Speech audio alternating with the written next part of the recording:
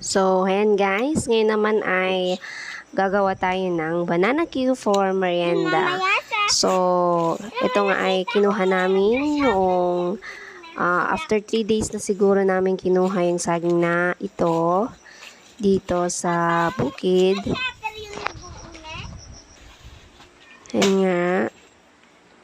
Ayan siya nung nakuha namin at ngayon ay charan! Yan na siya ngayon. Hinog na kaya request ng aking chikiting ay gagawa daw kami ng banana Q for merienda. So, naisipan kong i-video.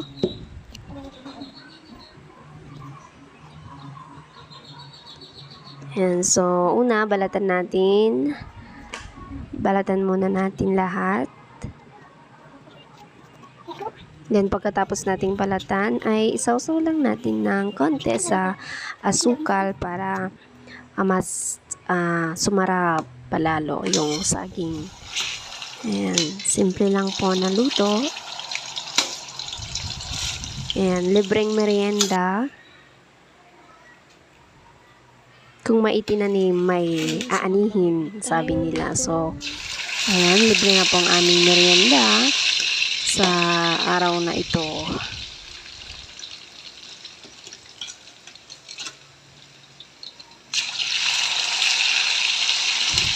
Make sure na marami po yung ilalagay nating mantika para mas maganda po yung pagkakaluto ng ating banana Q.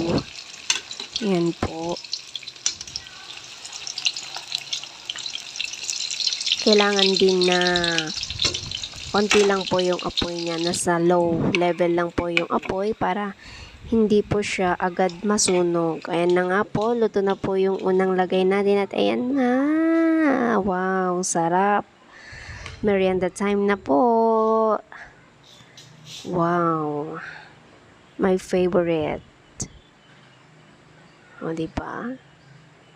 Yun lang. Bye-bye.